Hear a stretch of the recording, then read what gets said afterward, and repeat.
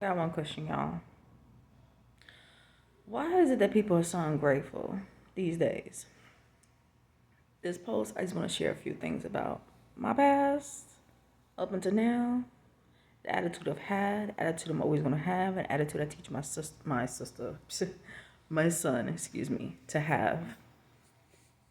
Okay, because me share whatever why I'm talking about this. A few months ago, a neighbor of mine complaining about a lot of different things, and I'm saying to this woman, why are you ungrateful? Don't you have a roof over your head, a stove, your own kitchen, freezer, fridge, stove, a little island, bathroom? This apartment you have is yours. It's yours. What's the problem? You're not on the street.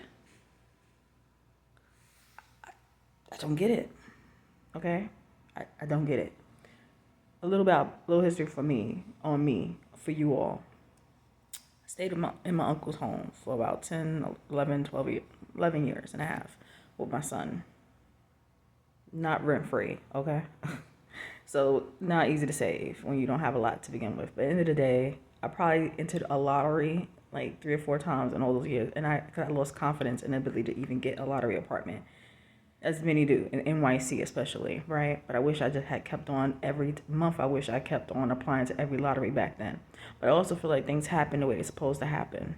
They definitely do. That's how I feel. Like God's plan is God's plan at the end of the day. So anyway, he sold his home 2 years ago. I had to figure it out because I didn't have about thousands of dollars. So I didn't have $10,000 saved. I didn't at the end of the day to have me in some apartment for $2,000 a month for me and my son in NYC because it's about $2,000 a month for a decent place to live. Period. Fuck people say.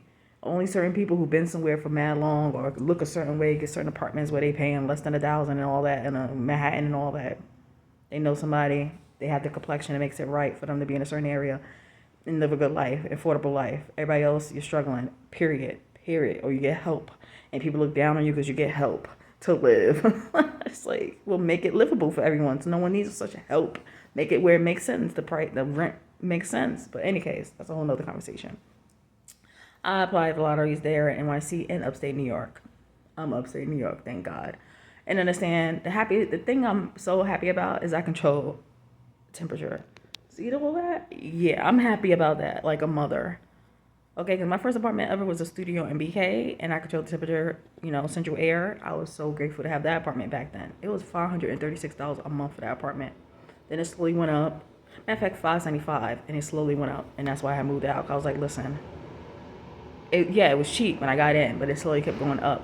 But my income wasn't. Those that know, it don't matter how cheap the rent could be once your rent start going up, but your income ain't going up. But when I think about it at the time now, like maybe my ass should have stayed. Should have just. But this is also another thing about that. I never took a video in that studio apartment, didn't do a YouTube video. My mom wasn't on YouTube making content and all that. And I just was always, I never thought I saw the box. And YouTube was fairly new around that time. This is like 20 years ago now. I'm talking about a place I had 20 years ago now. Any case, at that time, yeah, YouTube was kind of becoming popular. And like I said, that wasn't on my mind to think outside the box and do content from the home. And I barely saw my studio. When I tell you I barely saw it, I was just paying for a place to sleep. That's reality for many people. But in any case, had to move. My mom had a similar situation. We had money together. We're staying in Airbnbs. I always tell people if you don't want to go into the shelter, please look up Airbnbs. Try to find something. But of course, it's harder if you're a mother of multiple children, unfortunately, because you're doing it on your own. A mom with multiple children, that is. I only have one. A little simpler, but there was two adults and a child. Me and my mom and my son staying in Airbnbs for months, and I was homeschooling still because I was in NYC. And it was a perspective we had. We were grateful, and we were looking at it as, okay, now we get to live in Flatbush for a month. Now we get to live in Canarsie. Now we get to live in Yonkers. Now we get to live in Queens. I went throughout the 5 boroughs with my mini, and it was a blast. It was a blast. We felt like we were travelers, like true travelers. We had never took a vacation ever. And then, I don't have a permanent place right now because my uncle sold the house, and now we're displaced, and now we're living in Airbnbs. And it was the best time ever because it was our perspective while praying and waiting on God to help us out and make sure we land somewhere that makes sense for us. I was grateful for the ability to still have a roof over my head, period. Had that ended up being a shelter, then it would have been a shelter.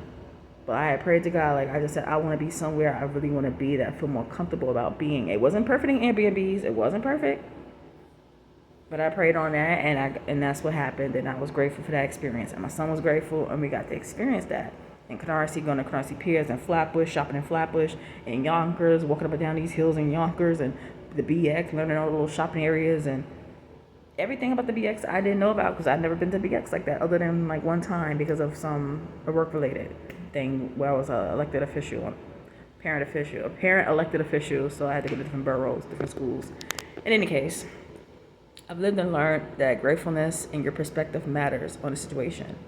If your mother, single mom, unfortunately, yeah, and I'm not letting the men off, but it's like if women was more choosy, if women had higher standards, if women said, you can't get this unless you're like X, Y, and Z, and stood on that, it'd be less mothers of multiple children. Like, okay, it happened one time. Shit, you gave that one wrong mother a chance that one time. Okay. But then you do it a second, a third, fourth, fifth, and it's like, and these men, because for your peace, I get it. Like, for your peace, you probably don't chase after them. If you don't, if you're just doing it on your own now, you say fudge them. If they don't want to do it, and you don't want you don't want to make them do it because you don't know that could be a danger for your child. Making someone be a father who don't want to be a father. I get those who don't try to chase after the man. Like, these men ain't really getting off for nothing. God sees it all. So all jokes aside, or like ragging on people aside, the men ain't getting away with nothing. Most of these men probably won't live long because God ain't pleased with that. You don't make kids and don't care for them. So y'all women listening to this, understand these men ain't getting away with nothing.